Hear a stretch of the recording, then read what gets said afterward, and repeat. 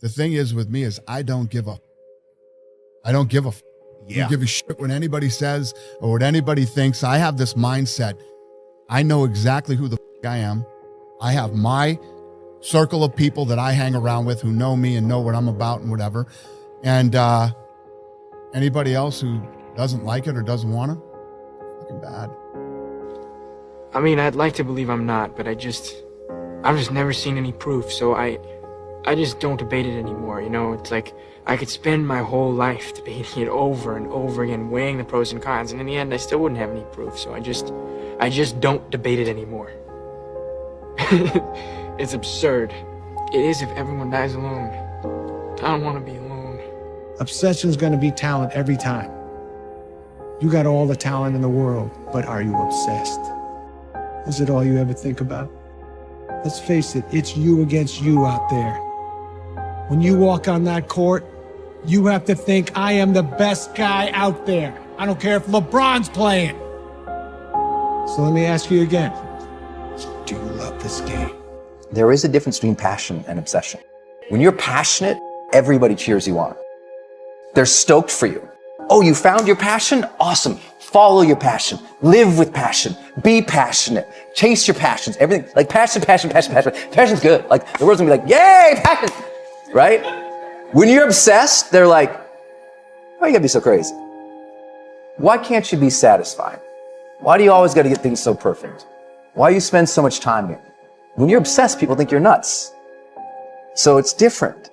And it's like, I always tell people, if no one thinks you're crazy, you're not yet operating to the outer limits of your potential. You're not there yet. It's easy to give up. You know, Hell it's yeah. easy. It's the easiest thing in the world to do. I'm done. I ain't going. I ain't gonna keep going. Yeah, I don't feel like going to work. I'm done. Yeah, man. It's easy. It's very easy.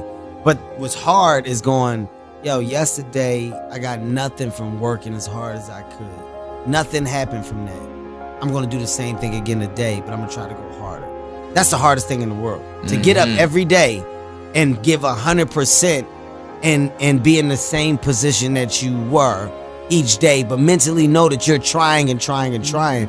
That's a real grind. Shut that down. Do not listen to that little voice. Instead, go through the motions. Lift the weights, sprint the hill, work on the project, get out of bed. Now, as an overall rule, I do not like procrastination. You need to get things done. What would have had to have happened in a week for you to look back on that week with pride? Okay, maybe stop breaking promises to yourself. When you say, I'm going to wake up tomorrow at 7 a.m., and when the option comes to hit the snooze button, don't do it. There's one win that you've got for the day. That's action. The path of the exceptional person is one of an exception, which means that you are not with other people. And rather than fighting that or bemoaning it, see it as an indicator that you're on the right path. Because if everyone else were cheering you on, then it means you're not in the right place, because it means you're just like everyone else, and that's not where you want to be. When you were born, you are a phenomenon. You are unique. Your DNA has never occurred in the history of the universe, going back billions of years. It will never occur in the future. Your life experience with your parents and everything that you experience in your early years going on up is unique. It's yours. You're one of a kind, right? So that is your source of power. To waste that is just the worst thing you can do in your life. And what the power is finding that uniqueness. What makes you you, and how you can mine that, and how you can go deep into it and use that to create a career path. So just go and do it, try, learn from it. You'll fail at some things. That's a learning experience that you need so that you can take that on to the next experience. And don't let people who you may respect and who you believe know what they're talking about, don't let them tell you it can't be done.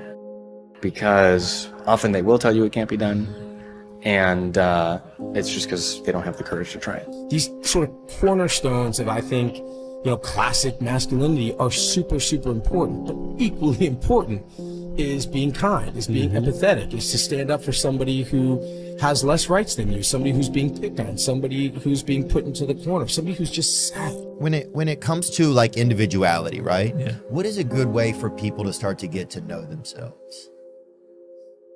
Does it make sense to you what I'm asking? Yeah, it does. Well, I keep coming back to something that I tell a lot of people I think is very important, is the desire to know yourself.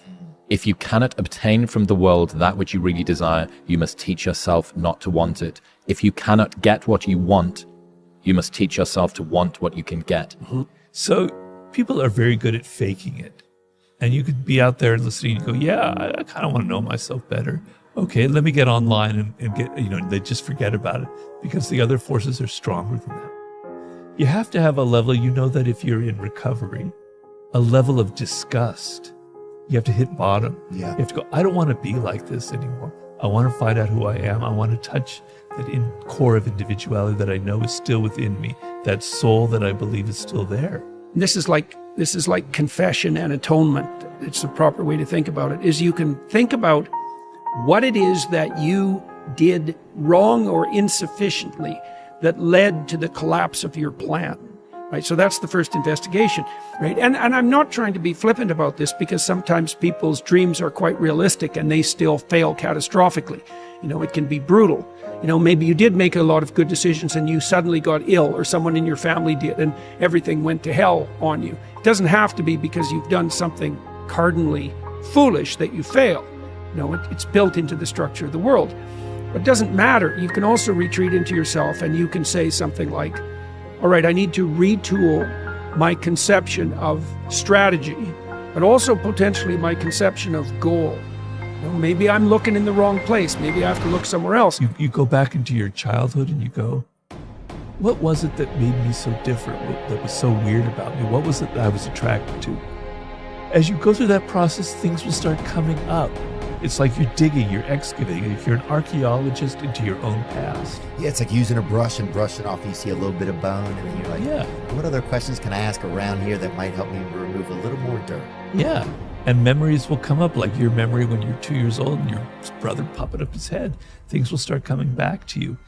And you'll start connecting to who you were when you were young, and you're connecting to who you were as an adolescent. What did I do that wasn't as good as it could have been, and where did I fail to look so that the probability of my failure was higher? Now, to ask that question, you have to want the answer. That's what it means to knock or to ask or to seek. This is no joke. It's like you have to want to know. And it's a very painful thing to do, because especially if you had given it your all to the degree you were able, and you have reason to be bitter, you're going to be searching for the errors that you still made. And discovering your own errors is always extremely painful, right? You have to have the desire. If there's no desire there, if you're just mimicking, if you're just saying it just for the sake of it because it sounds good, I can't help you. But if it's still there, yeah, you want to start by, there are many paths you can take. A very good path is to take a journal and start journaling. Right? And writing down your thoughts and writing down your dreams. And when I say that, I say, don't do it on a computer. I know a lot of young people don't know how to handwrite anymore, but pick up a pen. I still handwrite a lot of things. Pick up a pen and a journal and write it down. And so you have to be willing to strip yourself down. That's what humility means fundamentally. And then, but the advantage is, this is why it's so useful to listen to people.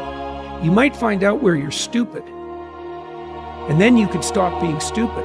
And so one of the reasons you confess your sins, let's say, is because you want to discover where you're insufficient. Now, it's painful. It's painful to encounter an impediment in the form of someone else's opinion that might show you where you're blind and ignorant, or willfully blind even.